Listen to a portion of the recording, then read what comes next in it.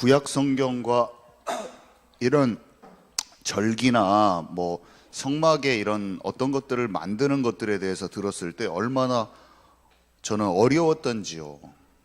어렵고 헷갈리고 공부같이 너무 힘들었었어요. 근데 믿어짐이라는 것, 믿어짐과 믿어짐을 통해서 거기에 들어있는 하나님의 마음을 발견하고 나서부터는 재밌는 정도가 아니라 저 너무 놀라워요. 그냥 이게 너무 놀라워요.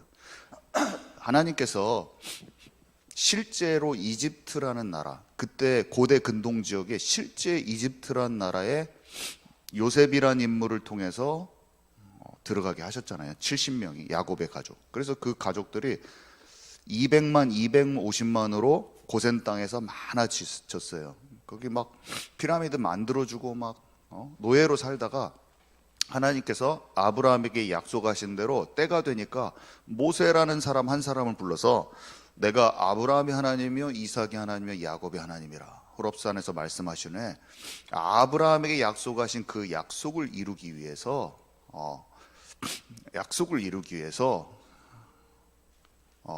이 모세를 통해서 아브라함에게 약속한 그 약속을 이루신 거예요. 그러니까 4대 만에 400년 만에 이집트에서 나오게 하는 거예요. 이방의 계구로 있다가 가나안 땅에 가게 할 것이다. 그 약속하신 그대로 부르셔가지고 애굽 왕 바로가 왕이란 뜻이거든요. 파라오가 페로라고 영어로 읽는데 그 페로를 중공식 말에 가장 가까운 단어로 한자로 만들었을 때 페로인데 그거를 한국말로 읽으니까 바로인 거예요. 아시죠 여러분? 바로 그게 페로예요. 페로인데 파라오. 영어로 페로인데 이게 왕이란 뜻인데 이집트의 바로 왕을 그러니까 바로 왕이라고 하면 안 되겠죠? 바로가 왕이란 뜻을 갖고 있으니까 바로가 이 실제로 이 강대국이었는데 거기에서 바로와 함께 어린 시절을 살았던 그 인물을 통해서 하나님께서 출애굽을 시켰다니까. 이게 실제 일이에요. 그리고 지난주에도 말했듯이 고고학적으로 가장 융성하던 그 이집트 나라가 갑자기 망합니다. 역사적으로 갑자기 거대한 제국으로 완전히 중앙 집권 통치 체제를 가지고 그 주변 메소포타미아 지역 그 4대 문명 중에서도 엄청 강력한 나라였는데 갑자기 쇠퇴합니다. 근데 많은 학자들이 모세 때라고 얘기하죠. 모세 때 그렇게 됐다. 왜냐하면 200만이라고 하는 노예가 없어졌죠. 홍해에 수많은 전차와 이집트 지휘관들이 수장됐죠. 10가지 재앙으로 인해서 먹을 것이 완전히 없고 우박 내리고 거기 메뚜기가 다 먹어버리고 첫 번째 아들들이 첫 번째 큰아들이 다 죽어버렸어요. 그 나라가 완전히 망할 만하죠. 그 정도 됐다고 생각해요. 우리나라에 그 재앙이 왔다고 해보세요. 이 경제적인 타격이 장난이 아닙니다. 망할 만해요. 완전히 쇠퇴의 길로 딱 접어들거든요. 이집트가. 하나님은 살아계세요. 이 세계를 움직이시는 분 하나님이에요. 강대국이 판을 치는 것 같아요. 패권 싸움을 머리 똑똑한 사람들이 강대국에 있는 대통령들이 패권 싸움을 하는 것 같은데 역사적으로 성경적으로 세계의 모든 최강대국 배후에서는 하나님이 다 움직이셨어요. 바벨론이 전 세계를 휘어잡고 있을 때 바벨론을 몽둥이로 사용해서 이스라엘을 치겠다라고 하나님이 말씀하시고 이스라엘을 맴매해 주는데 이스라엘이 잘못했으니까 맴매를 해주는데 바벨론이라는 강대국을 사용하겠다는 거예요. 그래서 많은 사람들이 일본이라는 나라가 우리나라가 신사참배하고 그런 것 통해서 한국전쟁이 온 이것들을 하나님이 허락하셨다라고 얘기하는데 그 말이 일리가 있을 뿐만 아니라 저는 맞다고 생각합니다. 우리나라가 진짜 거국적으로 하나님을 받아들인 나라인데 그 복음을 송두리째 놓쳐버렸기 때문에 재앙이 왔다는 것, 저는 이게 성경적으로 하나님이 그 배후에 역사하셨다는 것을 그냥 믿어요. 저는 그냥 이거를 생각하지 않고 그냥 알고 있어요. 저는 누가 가르쳐주고 유명한 선지자 같은 국제 정세를 잘 아는 선지자들이 말해서 그 말을 내가 받아들인 게 아니라 그냥 아는 거예요. 그냥 왜냐하면 영적으로 하나님을 알기 때문에 그냥 그것을 압니다. 그리고 그런 말을 하는 사람들이 나도 똑같이 생각해 하면서 듣는 거예요. 그 말 하면 누가 하면은 나도 똑같이 생각해, 그런 거죠. 여러분, 그거를 알 수 있는 눈과 귀가 활짝 열려야 돼요. 그래서 우리가 영으로 하나님을 깊이 알면 알수록 시대를 움직이는 그 배후에 있는 하나님의 손이 느껴지는 거예요. 하나님의 이 역사가 느껴지는 거예요. 이 히스토리, 히스 스토리, 하나님의 이야기예요. 히스 스토리, 히스토리가 하나님의 역사의 통치의 주관자는 하나님이라는 것을 우리가 딱 알고, 역사만 통치하시겠어요? 우리의 인생을 통치하고 계시고 나 자신을 모태 짓기 전에 우리를 아신다고 그랬거든요. 영세 전에 우리를 택하셨다고 그랬어요. 이 천지 만물을 창조하시고 우리 각 사람의 내가 네 이름을 안다고 하셨어요. 우리 이름을 다 알고 계신다고 그랬어요. 내 이름을 아셔요, 우리 하나님이. 우리에 대한 계획이 모태 짓기 전부터 우리를 향한 계획이 있다고 시편에 보면 써 있습니다. 그래서 우리를 하나님의 형상으로 창조하셨을 뿐만 아니라 우리에게 원하시는 그것들이 있는 거예요. 각자 개인의 하나님이 원하시는 그런 게 있어요. 그래서 그 인생 여정을 알고 발견하고 그 속으로 쏙 들어가잖아요. 그러면 모든 게 들어와도 복을 받고 나가도 복을 받고, 여호와의 말씀을 청종하는 자는 하나님이 정복하고 다스리는 권세를 회복시켜요. 그게 신명기 28장에 전쟁 나고 포로 나고 막 무슨 내 소산이 뺏기고 그렇지 않고 우리에 대한 모든 것이 열려지는 것, 그게 정복하고 다스리는 권세야. 사실은 하나님 안에 있는 자에게 당연히 찾아오는 복입니다. 근데 우리가 그것을 모르고 아등바등 하면서 하나님 없이 내가 열심히 해보려고 하고 내 계획과 방법과 내 힘으로 쓰고 있다가 더 망하는 거예요. 근데 그게 자기 개발서 읽으면서 막 내가 열심히 하면 잘 될 것 같거든요. 막 하나님이랑 함께 지내는 시간은 귀찮고 시간이 아까워. 교회 나오는 게 너무 시간이 아까운 거예요. 뭐 하나님 모르고 교회 나오면 똑같이 시간 낭비하는 건데, 똑같이 웨이스트 하는 건데, 상관없이 교회 생활하는 거 말고 진짜 살아계신 하나님과 관계 속으로 들어가 버리면 나를 향한 하나님 모든 계획이 이루어지면서 들어와도 나가도 받는 복, 내 소산, 내가 하나님께서 주신 것을 다 이렇게 하잖아요. 그러면 그 소산이 하나도 뺏기지 않는다고 그래요. 그 떡 광주리에 과일 바구니에 그게 누가 그것을 뺏어갈 수 없다고 그랬어요. 안 뺏겨요. 누가 뺏기냐면 뺏길까봐 내 열심 내고 내가 열심히 해서 내가 막 책임지면서 내가 막 울타리 보호하고 막 내가 막 어떻게 해야지, 어쩔 줄 몰라서 이게 내 거 어떻게 없어지면 어떻게 하지 막 머리 쓰고 있는 사람은 다 뺏겨요. 그 사람은 진짜 지키려고 하는데 어디가 구멍이 뽕 뚫려가지고 다 새버려요. 근데 여호와께서 지키셔야 돼요. 여호와께서 지키실 때 성을 지키는 자의 수고가 헛되지 않는 거예요. 여러분, 제가 지금 말하는 말이 학교에서는 안 가르쳐 주는데 진리인 걸 아시기 바랍니다. 제가 이거를 몰라가지고 죽도록 공부하고 그냥 내가 책임지고 머리를 그렇게 많이 써가지고 그냥 외국 나갈 길을 다 알아보고 막 어디서 돈을 땡겨가지고 막 이것저것 해보고 막 앞으로 막 어떻게 살아남아야지 그냥 밤새도록 고민하고 막 다음날 하고 막 진짜 성실과 열심으로 했는데 다 망하더라고. 다 어디서 다 터져가지고 다 새버려. 근데 하나님이 내게 원하시는 쪽으로 내가 움직이려고 발을 딱 디뎠는데 거기가 사막처럼 보여요. 아무것도 없는 것처럼 보여요. 근데 꼭 하나님은 일로 가라고 하는 것만 같대. 꼭 느낌에, 아직 잘은 모르겠는데, 그래서 거기로 이동하고 그냥 하나님께 맡기고 딱 갔더니 이게 옷이 옷이 떨어져 있어서 딱 주워서 입었더니 내 몸에 딱 맞네. 내 자리요, 내 자리. 그토록 교수의 옷을 입어보려고도 안 맞고 과학자의 옷을 입어보려도 뭔가 팔이 좀 길어, 좀 안 맞아요. 옷이 폼은 맞는데 팔이 안 맞고 막 어떤 것은 너무 안 맞는데 과학자의 옷은 약간은 맞긴 맞더라고요. 근데 약간 막 팔이 길고. 근데 갑자기 전도사의 옷을 입었더니 왜 이렇게 잘 맞아?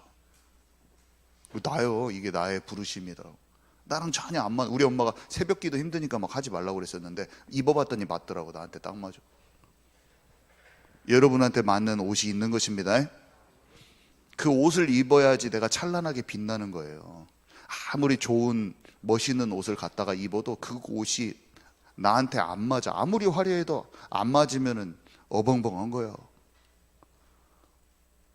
내 옷을 내가 딱 입으면 그 자리에서 달란트와 모든 전문성이 꽃이 활짝 핀 것처럼 펴버려요. 그것이 있는 것입니다. 그것을 어렸을 때 기도하면서 발견할 수 있다고 성경은 얘기하고 있어요. 그리고 하나님을 의지하면, 하나님을 신뢰하면 하나님이 그곳으로 나를 자꾸 이동해 주신다고 그랬어요. 만남도 주시고. 그래서 열심히 노력해가지고 뭔가를 이루려고 하지 말고 나를 향한 하나님의 흐름 속으로 들어가 버려야 돼. 나를 향한 하나님의 계획 속으로 들어가 버려야 돼. 그러면 하나님이 나를 본래 만들고 싶었던 그 형상 그대로 나를 다듬기 시작하시는 거예요. 우리는 그걸 찾아야 됩니다. 찾을 수 있어요. 유명 인사를 불러서 인턴십 안 해도 돼요. 인턴십은 사람이 하는 게 아니라 하나님이 시키시는 거예요. 어떤 것을 통해서? 배신이라는 도구를 통해서 나를 노예로 보내버리고, 오해라는 도구를 통해서 감옥에다 보내서 왕궁 훈련시키고, 나를 죽이려고 오는 그 사람 갈등이라는 걸 통해서 원수까지 사랑하는 인품을, 그리스도의 성품과 인품으로 다듬으시는 분이 하나님이신데, 여호와는 나의 목자시니 부족함이 없으리로다 고백이 나온 사람들만 누명과 오해와 배신과 사람 갈등이라는 도구가 나를 이끄시는 하나님의 손길이라는 걸 파악할 수 있지. 그 단어들과 그 상황을 절대 하나님의 도구로 볼 수 있는 눈이 안 열리면 그것이 와도 고통의 기도만 하고 있다 끝나는 거예요. 종교적인 기도만 하다 끝나는 것이고, 하나님이 내게, 하나님과 집중 속에서 그러한 도구들을 사용해서 나를 하나님이 원하시는 뉴 시즌으로, 뉴 플레이스로, 뉴 타이밍, 하나님께서 새로운 시즌으로, 새로운 장소로, 새로운 만남으로 그런 도구들을 통해서 나를 이동하신다는 것을 내가 딱 아는 것이 성령인도 받는 거예요. 잘 몰라요. 이거를 알 수가 없어요. 제가 예수님 잘 믿어봤지만 알게 된 타이밍이 올 때 그때 알아졌지, 그 전까지는 벌럭궁이야. 막 찬양 인도도 다 하고 있는데 나는 몰랐어. 그런 것이 도구가 될 줄은 몰랐어요. 아니요. 그러니까 뭔가 열심히 신앙생활하는 게 아니라 뭔가 하나님의 영감을 받아야 되네. 영감을. 그 영감을 받는다는 게 어떻게 합니까? 하나님을 그냥 찾으면 돼요. 다 스탑하고 하나님을 찾으면 돼요. 제가 신앙생활도 열심히 했어요. 근데 스탑하지를 않았어. 육신의 삶을 스탑하지 않고 교회에 와서 예배 드려줬어. 교회에 와서 내가 찬양 인도해줬어. 교회에 와서 내가 뭔가를 해준 거예요. 내가 앞에서 찬양 인도를 막 하면서 목사님께 칭찬받고 헌금을 내줬어요. 저는 모든 일에 성실했어요. 그렇지만 육신적인 체질대로 가는 나를 스탑하지 않고 그걸 했다는 거예요.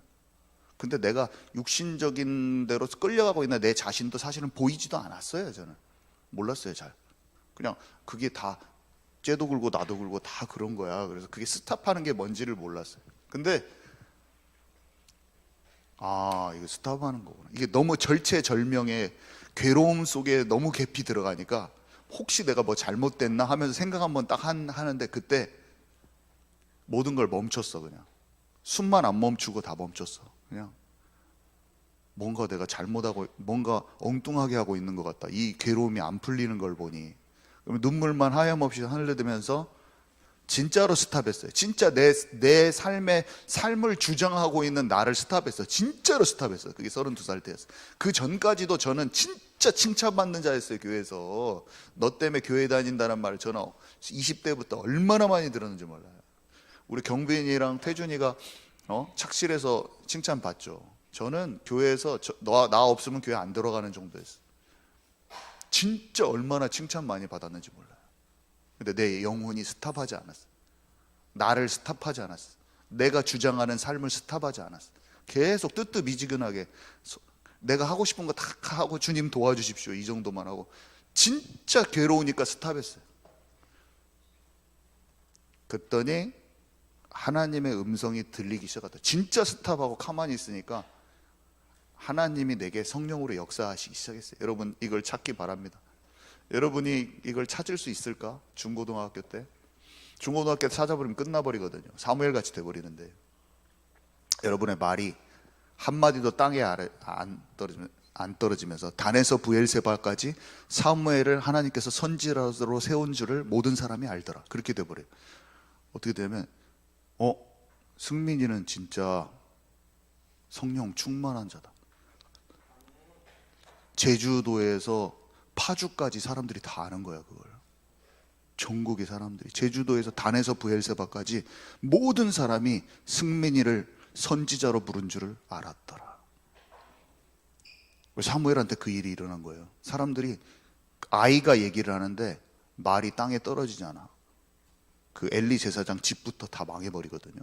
사무엘이 말한 대로 엘리 제사장 집에 저주가 임해버리는데 제주도에서 파주까지 모든 교회 목사님들과 전도사들이 얘는 하나님이 분명히 부른 선지자라는 걸 깨닫고 놀래 뒤집어져 버려요. 그 사람을 선지자로 세웁니다. 그 나라의 아이를 전국의 가장 위대한 목사님들 위에 최고 목사님, 제사장들 최고 위에 선지자로 세워버려요. 소년한테 소년. 우리에게 그 일이 있기를 바랍니다. 소년 나이 많이 먹어서 믿음 좋아지는 거 아니에요. 10대 때 하나님 속으로 들어갈 수 있다. 하나님이 그 사람을 찾고 계신다. 저와 여러분은 나이 먹었다고 늦었다고 생각하지 마시고 우리 어른들도 하나님의 진정한 축복으로 함께 들어가십시다. 오늘 말씀 10분 만에 빨리 전하고 마치도록 하겠습니다. 오늘 할 것이 또 많잖아요. 세상의 모든 절기는 절기라는 것은 명절이랑 이렇게 무슨 오늘 어린이날이잖아요. 그러니까 방정환 선생님이 이 독립운동가였는데 3.1절 광복절 이런 거 있잖아요. 오늘 어린이날은 방정환 선생님이 만들었죠. 사람이 주창을 하면 국가에서 공인해 주기도 하고 이렇게 해가지고 국가가 정하고 사람이 정합니다. 근데 6월절, 오순절, 수장절은 놀랍게도 하나님이 인간에게 주신 절기예요. 하나님이 인간에게 출애굽해가지고 홍해 건너가지고 시내산 갔는데 하나님이 십계명도 주신 다음에 모세에게 말해주신 내용이에요. 지금 이게 말이 하나님이 모세에게 얘기한 내용이에요. 그러면서 뭐라고 돼 있어요? 너는 매년 3번 내게 절기를 지킬지니. 하나님이 절기를 주셨어요. 참 신기하죠. 저는 그냥 이것만으로도 놀라워. 신기해. 그냥 이 말이 너무 신기해. 아직까지 그 사람들이 지키고 있는 것도 신기하고 신기해요. 저는 하나님이 주신 거예요. 하나님이 인간에게 말한 말이 성경에 기록돼 있어. 우리는 하나님을 만나고 싶은데 그 하나님을 막 어디 가서 찾을 필요도 없어. 하나님이 주신 말씀에 담겨 있는 그 마음만 찾아도 하나님의 마음을 너무나 잘 알 수가 있어.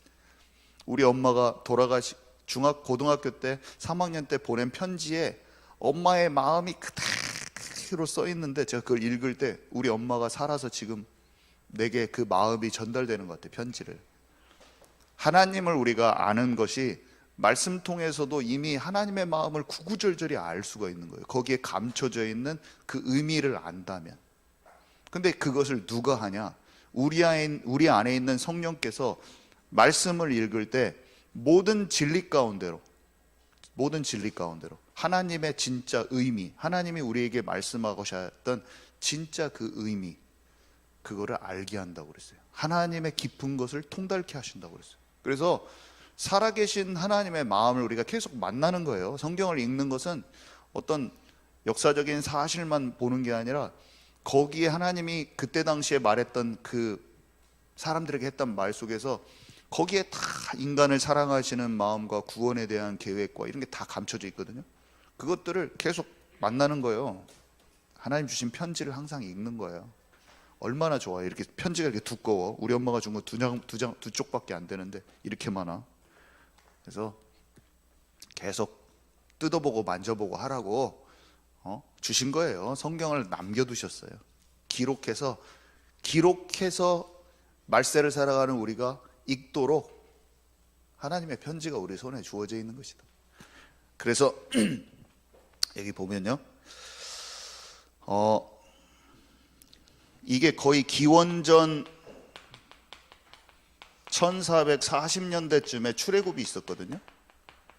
근데 출애굽 이 이후에 기원전, 그러니까 BC 1440년 전쯤에 이 장차 일어날 일을 위해서 절기를 주셨어요. 이 절기를 주신 이유는 성육신 십자가 부활 사건에 대한 것, 그 다음에 그 사건으로 말미암아서 사람이 구원을 받게 되고 구원받은 자가 어떤 인생을 살아가는지 그 내용이 담겨 있어요, 이 절기에.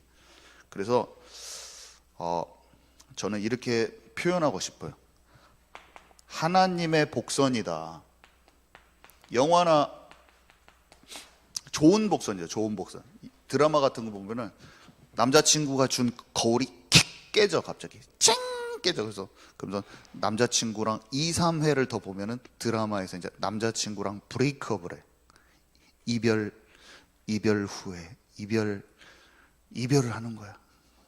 남자친구랑 이별하기 전에 불길하게 남자친구가 준 선물이 땅바닥에 톡톡톡 떨어져서, 그러면 남자친구랑 헤어질란갑다. 지금 같이 보면서 드라마에서.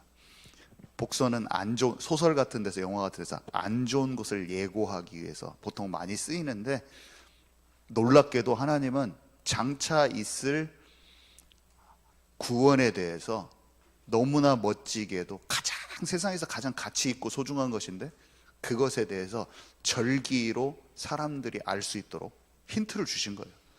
예고편이다, 예고편.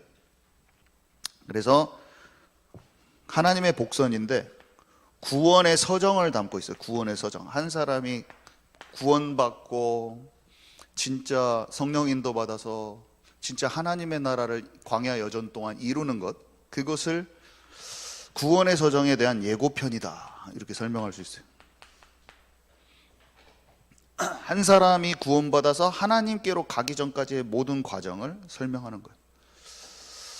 복선은 뭐예요? 복선은 사전적인 의미를 제가 찾아봤더니 문학에서 앞으로 전개될 사건을 미리 짐작하게 하는 것이다. 어떤 사건이 우발적으로 일어난 것이 아니라는 인상을 주기 위해 미리 그 사건의 가능성을 암시해 두는 것이다. 이게 사전적인 의미인데 하나님께서 이렇게 주신 거예요. 자, 그래서 6월절이 있고, 여기서 맥추절이 있고, 그 다음에 23장 15절에서 16절이죠. 우리 한번 읽을게요. 23장 15절에서 16절 같이 읽습니다. 시작.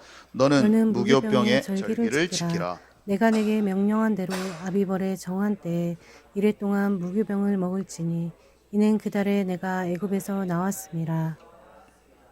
빈손으로 내 앞에 나오지 말지니라. 맥추절을 지키라. 이는 내가 수고하여 밭에 뿌린 것에 첫 열매를 거둠이니라. 수장절을 지키라. 이는 내가 수고하여 이룬 것을 연말의 밭에서부터 거두어 저장함이니라. 네. 여기 보니까 무교절이라고 나오잖아요. 왜 이렇게 또 무교절이야? 무교절은 뭐고 6월절이라고 해놓고 왜 무교절이는 뭐야? 이런 생각이 들 수가 있잖아요. 무교절이 7일간 지키는 건데 무교절의 첫날이 6월절인 거예요. 6월절 어린 양의 피 바르고 그 어린 양의 피를 문설주에 바르라고 하셨잖아요. 그리고 그 다음 날부터 누룩이 없는 빵을 먹으라고 설명이 돼 있어요. 이거 17장 정부터 쭉 읽어보면 이렇게 쭉 같이 설명돼 있어요. 그래서 무교절의 첫날이 6월절이에요. 그러니까 무교절을 지키라, 그 말은 6월절을 지키라는 말하고 지금 같이 이렇게 이해할 수가 있는데, 그리고 맥추절을 지키라. 이날은 무슨 말이냐면 한마디로 이거는 출애굽이잖아. 출애굽을 기념하는 거예요. 출애굽을 기념하고, 그 누룩 없는 빵, 지금 빨리 급히 나가야 되니까 빵을 막 이렇게 부풀어 갖고 먹을 시간이 없어. 빨리 무교병, 누룩이 없는 빵을, 부풀리지 않는 빵을 그냥 빨리 먹고, 여기 또 빵이 오래 가요. 그 빵을 가지고 옷 입고 떠날 채비를 하고 막 식탁에서 먹어요. 이 사람들이 그렇게 지켜요. 출애굽을 기념하는 거예요. 그래서 어린 양 첫날에 잡고 그 다음부터는 누룩 없는 빵을 먹으면서 출애굽을 기념하라고 했어요. 출애굽을 기념하라고 하나님이 그러셨어요. 그리고 여기 보니까 맥추절은 49일 이후거든요. 그래서 수고하여 밭에 뿌린 것에 첫 열매를 거둠이라. 자, 첫 열매를 기념하는 거예요. 첫 열매. 그리고 수장절을 지키라. 이거는 다 수고해서 이룬 것을 연말에 밭에서부터 거두어 저장함이라. 다 거두어서, 다 추수해서 저장. 이걸 말하는 거거든요. 이거는 양력으로 하면은, 이게 음력같이 유대력으로 하면은 달이 이름이 막 다 뭐 아비월, 무슨 월, 막 니산월 막 이런 게 있는데, 양력으로 하면 이게 3, 4월 정도 되고, 여기는 5, 6월 정도 되고, 이거는 9, 10월 정도 돼요. 근데 여기서 여기 사이는 50일이에요. 49일. 딱 정확히 49일 50일째 되는 날이에요. 그리고 여기는 9, 10월이죠. 좀 간격이 있죠.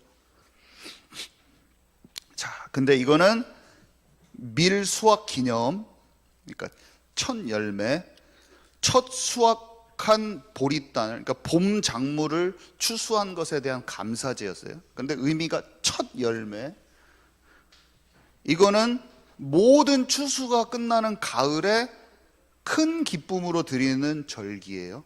근데 이거를 하나님이 그렇게 하라고 하셨어요.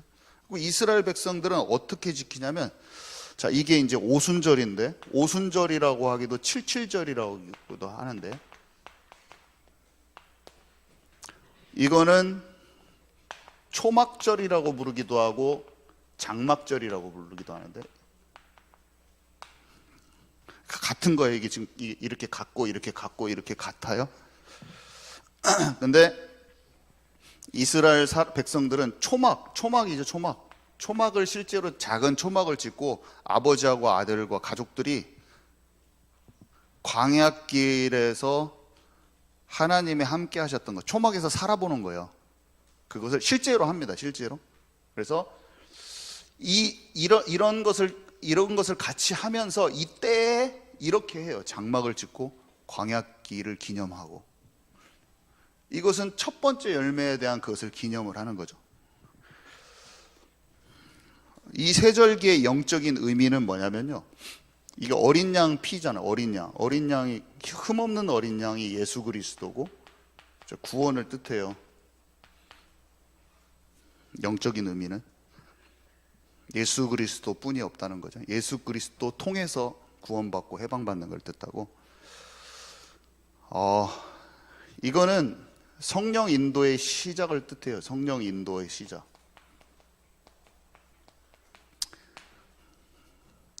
출애굽에서 첫 번째 열매, 이거는 하나님으로부터 나오는 인도예요. 하나님으로부터 나온 인도. 그리고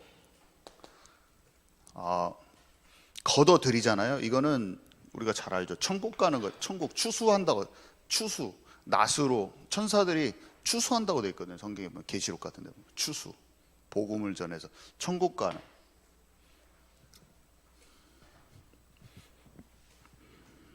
자, 그런데 예수 그리스도를 통해서 이것을 주시고 1400년이 지난 후에 예수님이 오셨어요. AD 초반에, 그죠? 1440년이 이거를 주시고 1440년 정확히 6월절, 어느 날 6월절에 예수님이 십자가에서 죽으시고 부활하신 사건, 십자가 부활.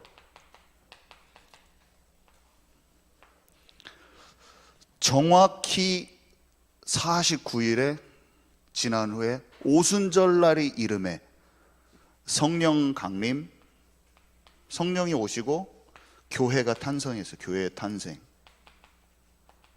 교회의 탄생. 첫 열매라고 했잖아요. 교회의 탄생. 실제로 이 일이 예고편 찍고 여기 딱 하셨죠. 주님 그날에. 그리고 이 교회가 지금 계속 진행되고 있는 거예요. 주님이 재림하시기 전까지 그 모양대로 우리가 구원받았어요. 우리가 예수 그리스도, 오직 그리스도를 통해서 예수님 영접하면 한 사람이 구원을 얻어서 성령 충만, 성령의 인도를 받기 시작해요. 그러면 광야길에 천국을 소망하면서, 천국이 하나님의 나라잖아요. 근데 하나님의 나라는 장차 도래할 하나님의 나라와 동시에 내 안에 하나님의 나라, 이게 최고 중요해요. 내 안에 하나님의 나라가 이루어져야 돼요. 구원을 받고 성령이 내게 임했지만 한번 일시적으로 임하는 게 중요한 게 아니라 광야길이라고 하는 어려운 상황을 통과하는데 거기는 전쟁도 있고 척박한 땅도 있고 만나와 메추라기만 먹고 가야 되는 수도 있는데 오직 살아계신 하나님을 의지하고 인도받으면서 가는 그 여정이 딱 버티고 있어요. 거기에서 우리가 체험해야 될 거는 천국 소망을 잡고 내 안에 천국, 하나님과 진짜 살아있는 관계 속으로 들어가는, 그게 필요한 거예요. 그래서 하나님께서 이 절기들을 주시고 우리가 오직 그리스도가 아니면 안 되는 것과 오직 성령이 아니면 안 되는 것과 하나님의 나라가 아니면 안 되는 것들을 깊이 생각하고 뜯어보기를 원하시는 거예요. 오늘 여기까지인데, 그래서 이것을 6월절을 지키고 있어야 되냐? 막 지키고 있지 않아도 돼요. 왜냐하면 예수님이 6월절날 성만찬을 하시면서 내 피와 살을 먹으라고 이제 내가 했기 때문에, 히브리서에 보면은 써 있어요. 단번에 다 끝내서 더 이상 우리가 피제사를 드리지 않는다. 근데 그 의미는 똑같이 간직하는 거예요. 영적인 의미는 똑같이 간직. 그래서 하나님의 교회에서 자꾸 6월절 드리라고 하는데 6월절 안 드려도 돼요. 여기 보면은 믿는 유대인들이 이방인에게 막 할례를, 먼저 믿은 유대인들이 자기의 관습을 갖고 있잖아요. 그래서 새로 믿은 이방인들한테 뭘 하냐면 자꾸 너 할례 받고 와 막 하면서, 그러니까 그 예루살렘 공의회에서 말해주잖아요. 왜 우리도 잘 못하면서 저 사람들한테 멍해를 지우냐? 모세의 율법도 잘 못 지키면서 절기와 제사 율법이 다가 아니지 않냐 구원에. 우리 조상과 우리도 능히 매지 못하던 멍해를 왜 제자들의 목에 두렸느냐 하면서 야고보가 뭐라고 말하냐면 그러므로 내 의견에는 이방인 중에서 하나님께로 돌아오는 자들을 괴롭게 말고 다만 우상의 더러운 것과 음행과 목매어 죽인 것과 피를 멀리하라. 그래서 막 모세 율법 절기 지키라고 한 사람들의 말을 한 방에 잘라봅니다. 그러면서 예배 가운데 우리가 이거 의미를 잘 알면 돼요. 말씀을 통해서 깨닫고 구원의 감사가 있으면 돼. 그리고 성령인도 받고자 하는 중심과 하나님의 나라를 체험하기 위한 마음으로 있으면 하나님 그걸 인도해 주시고 삶에 경험하게 돼 있습니다. 아멘이시죠? 주님 감사합니다. 오늘 이 절기의 영적인 의미를 잘 알고 나에게 임한 구원과 인생의 여정의 인도하심을 감사하고 기뻐할 수 있게 해주셔서 너무 감사합니다. 한 주간 동안 이 오직 그리스도 하나님의 나라 오직 성령을 놓치지 않는 자들 되게 하옵소서. 예수 그리스도 이름으로 기도합니다. 아멘.